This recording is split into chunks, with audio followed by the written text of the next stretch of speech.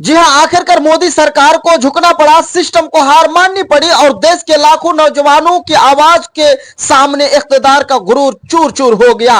पिछले कई हफ्तों से नीट पेपर लीक के खिलाफ जो तूफान दिल्ली की सड़कों पर मचा था, उसका सबसे बड़ा नतीजा सामने आ चुका है। मरकजी वजीर तालीम धर्मेंद्र प्रधान ने अपने ओहदे से इस्तीफा दे दिया है। साहब, जो हुकूमत कहती थी कि इस निजाम में कोई इस्तीफा नहीं देता, जो दिल्ली पुलिस जंतर मंतर पर बच्चों के सर फोड़ रही थी, उसी हुकूमत के वजीर ने आज खुद सोशल मीडिया एक्स पर आकर अपनी इस्तीफा का खत पोस्ट कर दिया है।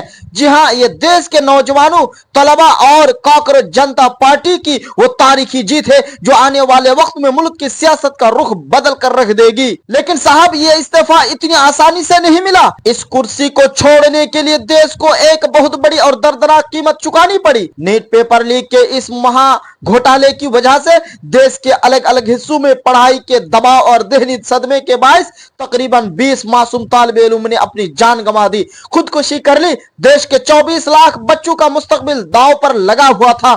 जब जंतर मंतर पर सोनम वांगचुक 26 दिनों तक भूख हड़ताल पर बैठे रहे, जब बच्चों पर पुलिस की बर्बरियत हद से पार हो गई, तो हुकूमत को समझ में आ गया कि अब पानी सर से ऊपर जा चुका है। धर्मेंद्र प्रधान ने अपने 2 सफात के इस्तीफा खत में लिखा है कि मुल्क की एकजहती पर बरकरार रहे, जंतर मंतर के हालात का कोई देश वटूदही ताकत फायदा ना उठाए और किसी भी बच्चे का मुस्तकबिल कानूनी पेचीदगियों में ना फंसे। इसलिए मैं अखलाकी जिम्मेदारी लेते हुए अपने ओहदे से इस्तीफा दे रहा हूं। साहब, आप इसी अखलाकी जिम्मेदारी कहीं या मजबूरन लिया गया फैसला, लेकिन सच यही है कि अगर यह इस्तीफा चंद हफ्ते पहले आ जाता तो शायद देश के कुछ मासूम बच्चों की जानें बचाई जा सकती थी। अगर ये देखा जाए तो धर्मेंद्र प्रधान का इस्तीफा इस तहरीक का इख्तिताम नहीं बल्कि एक नए दौर का आगाज है। कांग्रेस जनता पार्टी के स्टेज से उस वक्त जश्न का माहौल है और नारे लग रहे हैं कि जमहूरियत जीत गई, स्टूडेंट पावर जीत गई।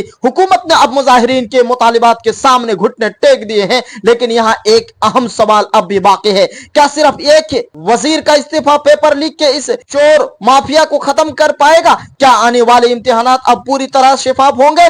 उसका जवाब अब सरकार को नए तालीमी कवानीन और सख्त एक्शन से देना होगा। धर्मेंद्र प्रधान जा चुके हैं, लेकिन देश का नौजवान अब भी जाग रहा है और वो अपने हक के लिए आगे भी नजर रखेगा। आपका इस तारीखी इस्तीफा पर क्या मानना है? क्या ये देश के तलबा की हकीकी जीत है? अपनी राय नीचे कमेंट बॉक्स में गैर जानिबदार होकर जरूर लिखे।